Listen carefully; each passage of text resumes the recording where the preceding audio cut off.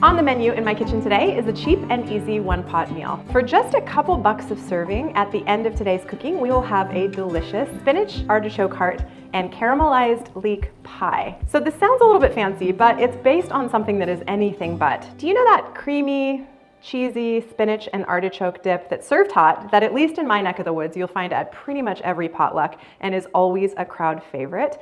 Well, that's what we're basing tonight's dinner on. I'm making it a little bit more healthy, just as tasty, and we're turning it into a meal. This one is super easy, very beginner friendly, and is a great introduction to a couple of ingredients that, if you're a beginning cook, might not be that familiar to you. Instead of onions, we're using leeks, and we're gonna caramelize them. This makes a delicious depth of flavor and adds a little bit of nuance to the spinach and artichoke dip. We're also including phyllo dough. Phyllo dough can be found in the frozen dessert section of your grocery store, at least where I live in the US, and it's basically really thin sheets of pastry. You might be familiar with it in something like baklava or spanakopita if you're into Greek cooking. What phyllo provides for us is a really simple way to make a crispy, crackly crust without making any pastry. So while this can sometimes be a little bit difficult to work with, today's application is perfect for a beginner because you really can't screw this up. The last couple main ingredients in this spinach and artichoke dip pie are chopped spinach straight from the freezer. No need to get fancy, though you can use fresh, but I love the frozen stuff for this application. And a couple cans of quartered artichoke hearts. You can use the marinated kind if you like, but just get whatever version is on sale. Even the whole artichoke hearts, cut them down a little bit into bite-sized pieces. Those work perfect as well. The only other thing that you need is a large skillet, or even a pie plate would work for this, though you wouldn't be able to make it a one-pot meal. But this needs to go from your stovetop into your oven. We're gonna build our phyllo spinach and artichoke dip pie directly in the skillet, which is also what we cook our leeks in. So this is the perfect tool for me. You can use any other sort of non-stick option that will go from stovetop into your stove. Lots of different tools would work to get us that end result, crispy, crackly crust with delicious creamy spinach and artichoke dip inside, but just make sure it goes from your stovetop into your stove. There's not a ton of prep that needs to be done for this. It's mostly just dump and go, but I am gonna take the extra step of caramelizing the leeks, and that's what I'm gonna get started on right now. So the first step is caramelizing our leeks. And in order to do that, we need to prep the leeks. I often come back to this professional chef cookbook and would highly recommend it to anyone out there that's looking to up their chef game or just have a really good reference material on hand. This is something that the Culinary Institute of America uses in their classrooms, but it's also available to us common folk. And I like this cookbook because it's very technique and ingredient focused. There's also recipes in the cookbook, but if you're working with a new ingredient or there's a technique you don't understand, this book is always my reference point. I thought because leeks might be new to some people, it'd be interesting to share a little bit about them. So leeks are in the onion family, just like regular onions, sweet onions, red onions, garlic, spring onions, cipollini onions. There's a lot of things in this family.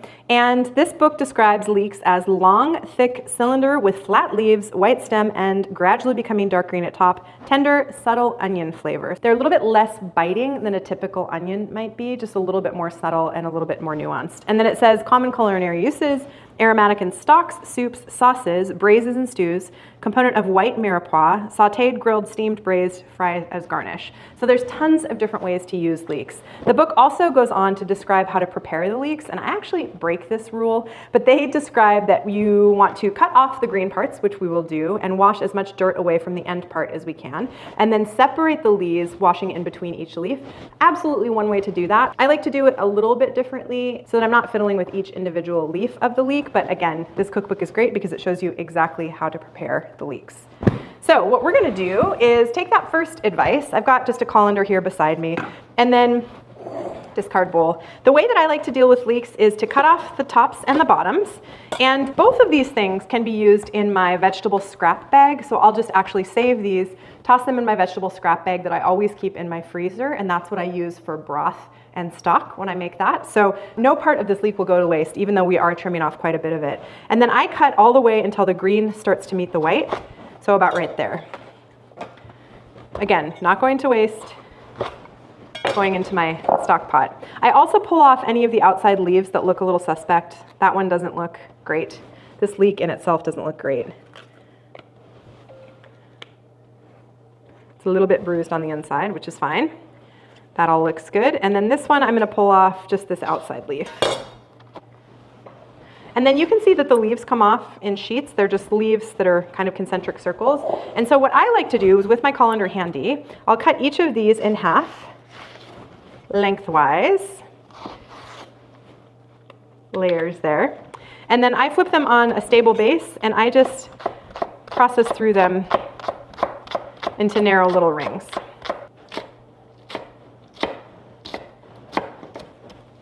Perfect. So these are going to go in the colander for me, and then I'm going to rinse these in water, put them under cold water, run my fingers through them, separate all those leaves, and make sure that all of the grit and grime falls out either to the bottom of the colander or into my sink. Leeks are grown in very sandy soil, so they tend to be one of the dirtier vegetables. Absolutely need to wash them. Our leeks are all nice and clean. They're ready to get caramelized now. So I'm going to move these over to the stove into our nonstick skillet and get them cooking down. One optional ingredient in tonight's dinner is a couple pieces of bacon. You can absolutely just use olive oil or regular vegetable oil in which to cook your leeks, but I'm going to render the fat out of some of this bacon and toss it in with the pie. It'll add some extra flavor, a little bit of protein, and I had to use it in my fridge and it goes really well with this. Absolutely optional though, you can make this delicious vegetarian. Just leave out the bacon, substitute some olive oil. I'm gonna add my leeks directly in. Careful, they're wet, it's gonna sputter a little bit.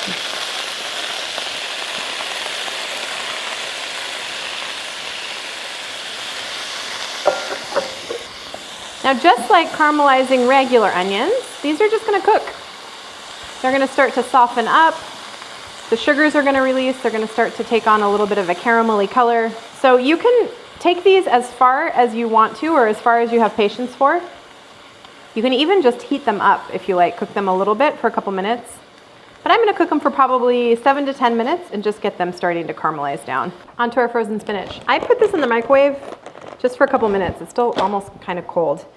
But one thing you need to know about spinach is that it releases a ton of liquid when you cook it, and you don't want that liquid to go into your spinach pie. We want to try to make the crust on the bottom of this spinach pie, spinach and artichoke pie, to be crispy and flaky, so we don't want a ton of extra moisture. So what I have here is a cheesecloth over a mesh sieve. You can just use a mesh sieve, or you can actually even just do this in your hands. All I'm trying to do is squeeze out and release some of the water that's in the spinach.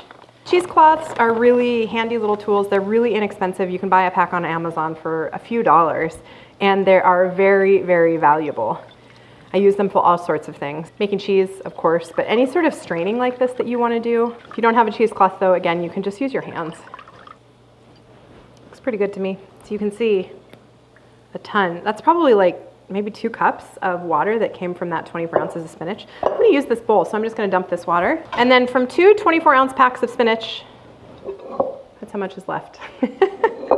So it might seem like we've got a ton of ingredients. There actually isn't that much. Okay, the next step is just to build the rest of our sauce. So on the bench I have 2 cans of quartered artichoke hearts. You can cut these smaller if you want. I kind of like a big piece of artichoke in this since the spinach kind of disintegrates into nothing. We want a little bit of texture in this dish. I have a little bit of basil. Some is going to go right into our pie and some is going to go on top. 3 eggs, 1 brick of cream cheese, and a lemon. So first I'm going to incorporate the cream cheese. Make sure you start with softened cream cheese here, or else it's a slog to stir these things together. This pie is like 6 to 8 servings. So while it is a brick of cream cheese and a little bit of Parmesan on top, it's not actually that much cream cheese per serving. If you didn't want to use cream cheese, I've done yogurt in this, which is great. Greek yogurt works really well. It's a little bit more tangy, so you have to kind of play with the salt, pepper.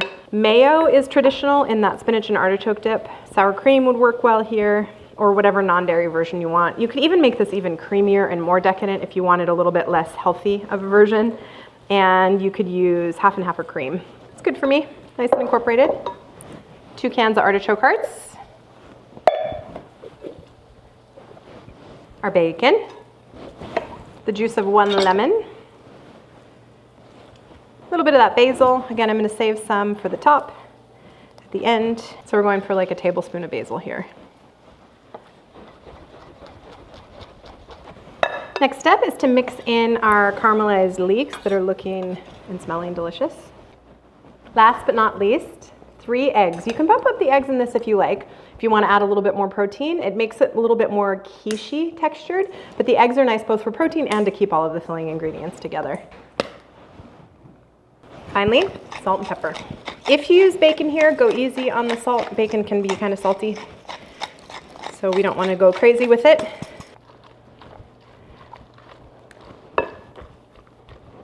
All right, perfectly mixed together. This is looking delicious. So now we need to set up to layer our phyllo dough and make our crust. So I, again, just have the same, maybe still hot, skillet. I just wiped it out. You don't even need to clean it. It's totally fine with a little bit of that oil still left in. You just want to get any of the bits off the bottom. And then I'm going to add a little bit more oil just to make sure that nothing is sticking here. So a little bit of olive oil or vegetable oil. You can use whatever fat you want. It's time to layer in our phyllo dough. If you have never worked with phyllo dough, it's a delightful product. Comes in this plastic package, and you either thaw it in your fridge overnight before using it, or this has just been on my counter now for probably like 3 to 4 hours. You have to be a little bit delicate with it, but the beauty about this application is that you do not have to be delicate with it at all. What we're gonna do is basically make a bottom crust that's gonna wrap a little bit over the top. So we've got some nice crispy crust on the top, and the sides and the bottom are completely encased in phyllo pastry. So the way I like to do that is starting kind of in the center of my pan, laying my first piece of phyllo with some overlapping on the outside edge. And then I just usually use a tiny little bit of olive oil, you can use butter here too if you want, to stick the layers together. The next one is gonna go just right beside it, same thing. I'm kind of tucking it into the edges of my dish.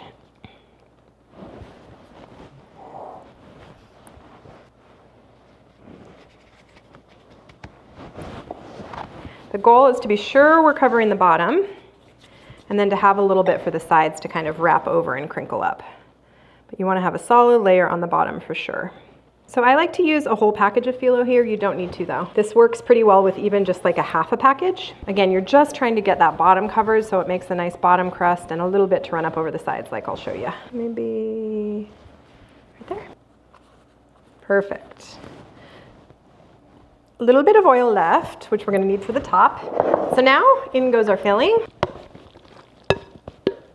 Make sure I've got an even layer. The very last step is a sprinkling of Parmesan cheese. You can mix Parmesan cheese into this too if you like, but this for me, cheese on top is plenty. Okay, now we wrap up. And what I like to do is crinkle. I'm a big fan of the crinkle. I'm not trying to cover the whole top. I like the way it looks when there's some exposed. And last step is just gently, because this phyllo is kind of dry at this point, the rest of our oil.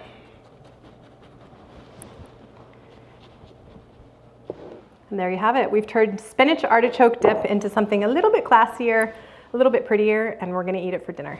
This goes into a 400-degree oven, and I will be back to you when it's done. She's all done. That took like 27 minutes. Usually it takes between 25 and 30 minutes. And you'll know it's done when the cheese is melted, it's starting to turn bubbly and brown, and the phyllo is nice and crispy, crunchy. Time to taste it. If we succeeded, this should taste like the dinner version that's a little bit healthier of spinach and artichoke dip. It smells absolutely delicious. It's perfect. It's time to taste. And there we have it. For just a couple bucks a serving, another cheap and easy one-pot meal. This is one step away from being healthy too. Certainly a more healthy version of that hot spinach and artichoke dip. If you want to make this a little bit closer to that and even a little bit more rich, definitely add some mayonnaise here too. Thank you so much for joining me today. I appreciate it when you spend your time with me. Recipe is in the description box as always. Please leave a comment or a like if you enjoyed this video. If you want to stick around, subscribe to the channel. I would love to have you. Lots more cheap and easy one-pot meals coming your way in the future.